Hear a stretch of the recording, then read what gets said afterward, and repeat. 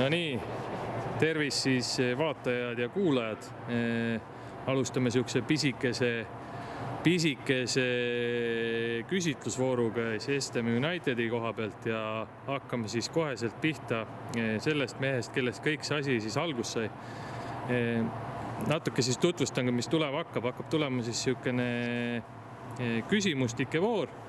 Tutvustame erinevaid mängijaid, staffi, muid asju, ehk siis viime teid ka kurssi, kes siis meie klubi peres on, teevad, mida teevad ja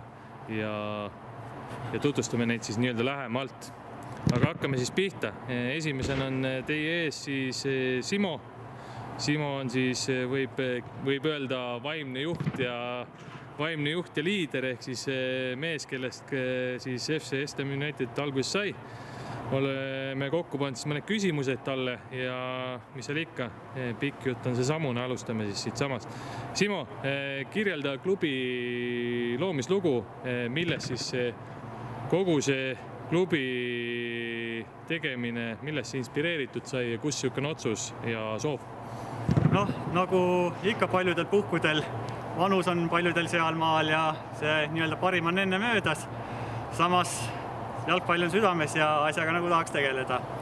Ja otsustasime siis alustada kõige madalamalt Rahvaliiga tasemelt, aga käinud ennem läbi mõned eelnevad Rahvaliiga klubid, siis oli nagu mingi tühimik sellel tasemel, mis meie arust vajas täitmist ja nimelt nii minu kui mitmete teiste arvates probleem oli selles, et paljudes Rahvaliiga puntides on olukord selline, kus tulevad lihtsalt toredad semud kokku, mängivad ja kogu lugu ja siis mingi osa neist on sellised, kes nagu tahaks midagi enamat, mingit protsessi, arengut ja sellel tasemel see oli nagu puudu ja sellest inspireerituna siis saigi selline otsus ja mõte, et prooviks selle tühimiku siis ise täita ja hakata koos klubiga ühiselt midagi üles ehitama ja arenema step by step sammu haaval siis.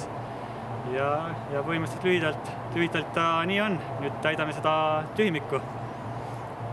Kas see klubi loomine kui selline, kas selle protsess oli pigem lihtne või oli ta siuke keerukas?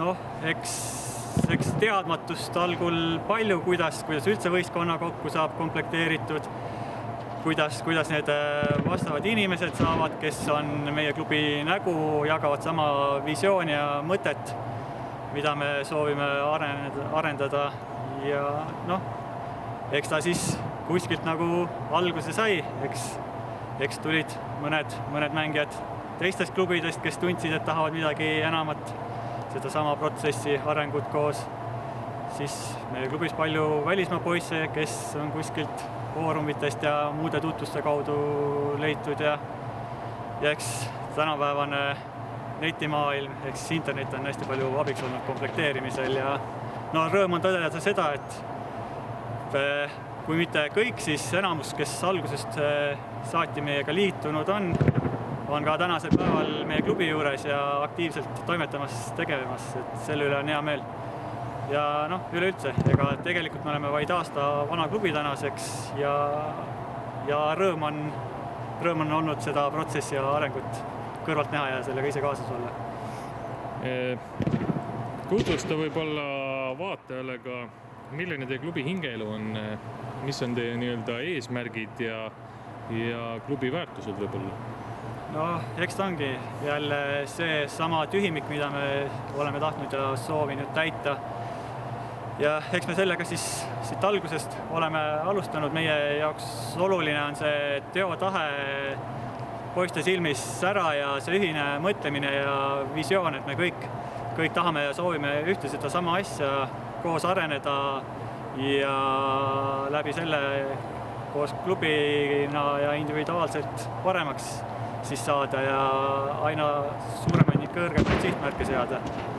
Et niimoodi ta on.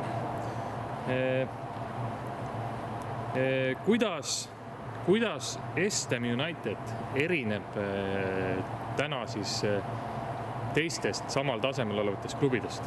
No eelkõige selle tõttu, et meil on süsteemne tegevus, kõik treeningud on läbimõeldud, organiseeritud, koosnevad erinevatest harjutustest, taktikaline nüanss, muidugi mäng, kõik sellised paiknemised ja suurim erinevus võib-olla üldse, mis sellel tasemel on, et meil on reaalselt olemas treener, kes korraldab treeninguid, mõtleb erinevaid harjutusi välja, liikumisi, taktikad, muud sellised asjad.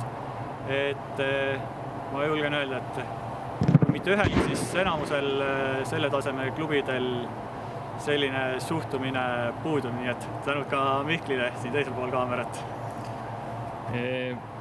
Kuidas sa rahul oled jäänud seni tehtuga? Tegelikult eks natuke jääb kripeldama, aga suures pildis areng ja protsess on olnud meeletult äge ja positiivne, et alates esimesest päevast aasta aega tagasi on klubi aina kasvanud, tugevamaks läinud ja seda oli juba näha kõige esimestest päevadest saati, et siin on koos inimesed, kellel on üks sama eesmärk, mõtlemine, visioon, motivatsioon ja olemegi nagu üks suur pere ühe eesmärgi nimel. Ja aastat kokku võttes tegelikult võime väga rahule jääda. Mis sest, et me ei saanud hooaega lõpetada, tänu teadagi millele, see selleks jäägu sinna paika. Aga lõppkokkuvõttes hooaeg nii kaua, kui see kestis, lõppes nii, et me olime võitmatud ja väike lootus meile seegi. Et kui üldse keegi võitis, siis mitteametlikult meie oma esimesel hooajal Rahvaliiga B-taseme siis. Sa siin juba mainisid ära, et hooaeg sai läbitud siis kaotusteta. Kas seda võibki lugeda siis nii-öelda suurimaks õnnestumiseks seni klubi nii-öelda eksisteerimise? Tegelikult ma ise seda kõige suuremaks õnnestumiseks ei loeks, kuna selle õnnestumise jaoks on vaja täpselt seda sama punti ja neid lahedaid vendasid, kes meil siin klubis on ja selle tulemuseni aidanud meid. Nii et ma arvan, et kõige suurem pluss ja positiivsus on see, et meil on see pere kõik koos algusest saati ja aina kasvab ja loomulikult seda kroonib siis seesamune tulemus, mille me oleme kõik koos saavutanud. Rõõm kuulda. Lühidalt võib-olla, mis on sinu jaoks järgmise hooaja eesmärk? Rahvaliiga tasemel me tunneme ennast hetkel niimoodi, et seal selline protsess ja areng nii kui on piiratud. Me oleme piisavalt palju arenenud ja piisavalt tugevad, et seada uusi sihte ja eesmärke ning ega tuleva hooaja eesmärgiks ja sihiks ongi liigume edasi 4. liigasse ehk siis päris jalgpalli mängima ja ega seal samuti ambitsioon pole väiksem kui võidu nimel mängida. Ja eks me tänasel päeval siin juba selle nimel vaeva näeme ja treeni teeme. Nii et siit ka üleskutse, kes soovib veel koos klubiga areneda, jagab meie visioone ja vaated, kõik on teretulnud, ruumi veel on. Ehk siis alla võidu, 4. liiga võidu, sinu silmis kõik on ebaõnnestumine? Ambitsioonid on kõrged, nagu nad algusest saati olnud on ja igal juhul võidu nimel me mängima lähme, kui me konkurentsis ei suuda püsida, siis eks väike pettumus on ikka. Hästi, aga pikem tulevik klubil. Mis eesmärk seal võib-olla? Niimoodi ta ongi, kuna me oleme põhimõtteliselt mitte kuskilt alustanud, meil on süstemaatiline tegevus, kõik protsess ja ega selles suhtes on lihtne. Järgmine aasta 4. liiga, proovime seal võimalikult tublid olla, liiga võidu nimel võidelda, kõikidele kõvad lahingud anda ja alati kõrgemale ja kaugemale, et et kui me juba oleme alustanud, motivatsiooni meil jagub ja pole plaanis lõpetada klubi tegevust, et ainult kasvada ja veelgi paremaks saada kõik koos. Aga aitäh sulle, Simo, ja edu ja jaksu! Kohtume treeningutel!